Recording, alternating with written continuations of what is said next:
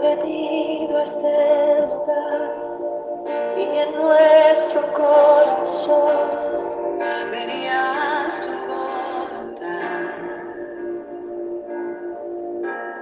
Dios, te queremos conocer con tu fuego abrazado. Ven y muévete otra vez. La palabra para hoy es el potencial de Jesús en nuestras vidas. En el momento en que una persona recibe a Jesús como el Señor y Salvador de su vida, anida dentro de él una fuerza espiritual que como seres humanos se nos hace difícil de descifrar. Cristo mismo decidió utilizar los cuerpos humanos como su propia morada, como el templo bendito de Dios, y desde ahí hacer su obra maravillosa. Y esto para nosotros se desarrolla a modo de proceso, donde vamos entendiendo cada día un poco más y el potencial de Jesús dentro nuestro va creciendo, más y más cada día. Pero para que esto suceda se debería dar en nosotros lo que dice el apóstol Santiago en 4:10, que dice así: humillaos delante del Señor y Él os exaltará. De lo contrario, todo ese potencial se quedaría solo en eso, en potencial, sin tener la posibilidad de ver la luz.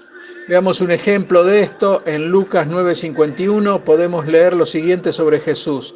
Cuando se cumplió el tiempo en que él había de ser recibido arriba, afirmó su rostro para ir a Jerusalén. Notamos que en el camino hacia Jerusalén estaba significando el rechazo de los hombres y su propia muerte. Y en ese mismo momento podemos leer en Marcos 9, del 33 al 35, lo siguiente. Y llegó a Capernaum y cuando estuvo en casa preguntó: ¿qué disputabais entre vosotros en el camino? Mas ellos callaron, porque en el camino habían disputado entre sí quién había de ser el mayor. Entonces él se sentó y llamó a los 12 y les dijo: si alguno quiere ser el primero, será el postrero de todos y el servidor de todos. La misión de Cristo para imponer el reino de los cielos aquí en la tierra no era en base a su propio poder, que él sí tenía, ya que esto nunca llegaría a cambiar el corazón del hombre, y lo que haría era que sus súbditos se muestren sumisos por temor y no por amor.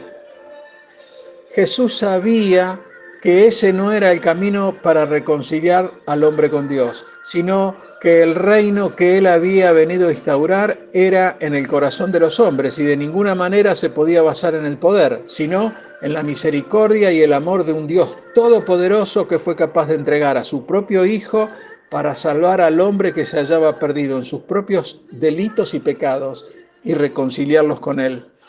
Y es así como Jesús llamó a los 12 y tomó la posición de maestro y comenzó a enseñarles acerca de cuál debía ser la actitud que ellos debían adoptar cuando emprendieran la misión de anunciar el reino de Dios en todo el mundo conocido. De cualquier forma, vemos que los discípulos no terminaban de entender que su maestro, que había enfrentado a los grandes poderes de la época, incluso había vencido a las fuerzas espirituales con las que se había enfrentado, ahora iba camino a morir en manos de los hombres. Y nosotros deberíamos ponernos en el lugar de estos discípulos, ya que hoy, con la historia conocida y las escrituras en nuestras manos, podemos discernir los dichos de Jesús y que su triunfo sobre las fuerzas del mal se centraban en la cruz del Calvario. Pero quizás en aquel momento nosotros también hubiéramos estado llenos de dudas y sin saber demasiado el lugar que deberíamos ocupar. Y hasta quizás discutiríamos sobre quién de nosotros debería ser el primero. Por lo tanto, hermano, tú debes saber que el ser un seguidor de Jesús implica que primero rompamos con los moldes que nos tienen encasillados en este mundo, ya que la grandeza en el reino de Dios no consiste en gobernar y recibir honores, sino en servir, no en buscar los primeros puestos, sino en ser los últimos, no en buscar nuestro propio provecho, sino en el de los demás. Y debemos saber y debemos entender también que los valores del reino son opuestos a los de este mundo. Veamos lo que nos dice Marcos 8:35. Porque todo el que quiera salvar su vida la perderá, y todo el que pierda su vida por causa de mí y del Evangelio la salvará. Y también en Mateo 5:3 que dice: bienaventurados los pobres de espíritu, porque de ellos es el reino de los cielos. Y nosotros sabemos que en el mundo los que tienen preeminencia son los ricos y poderosos. Y esto no es así en el reino venidero.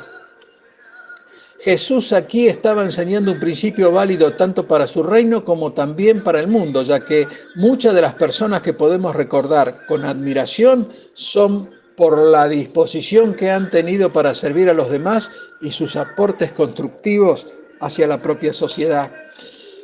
Y si prestamos atención a las Escrituras, podemos observar que Jesús siempre tenía un niño a su lado y siempre lo ponía como ejemplo de credulidad. Pero lo que quedaba latente, y no sé si muchos podían entenderlo, era que ese niño dependía de los adultos. Veamos lo interesante del planteo de Jesús respecto a los niños, ya que estos nada nos pueden dar y siempre están necesitando cosas y cuidados. Y aquí surge la pregunta, pero ¿qué era lo que Jesús quería enseñar respecto a los niños? Y la respuesta es que él estaba dando un cierre a su enseñanza y les debía quedar claro que para llegar a ser grandes en el reino de Dios debían ponerse al servicio de los últimos en la sociedad. Y en esa sociedad los últimos eran los niños, que no tenían riqueza, no tenían influencia ni ningún tipo de peso en el mundo. Y hermano, tú debes saber que Dios opera de formas opuestas a las de este mundo, ya que mientras el mundo promete fama en el extremo superior de la escalera y la posibilidad de ascender por nosotros mismos a ese extremo, y si así actuamos quedaremos confinados a nuestro propio potencial. Por el contrario, Dios dice que el primero será el último y el último el primero, y además debemos saber que, a los ojos de Dios, los que sirven fielmente son los que más éxito tendrán, ya que Dios hará cosas inconmensurables en nosotros, cosas que jamás podríamos pedir o imaginar.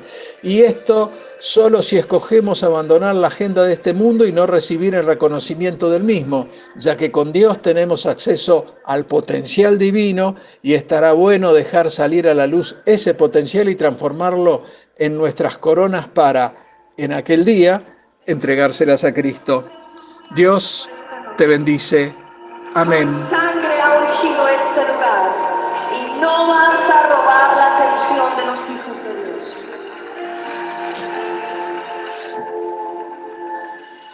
Si de repente sientes que te cayó como una nube de distracción, échalo fuera ahora mismo. Han sido muchas las batallas que se han librado a tu favor por esta noche. Y si has venido en espera de algo del cielo, de algo eterno, nada ni nadie te lo va a poder robar, porque en este lugar que ha sido consagrado como casa de Dios y puerta del cielo, Dios ha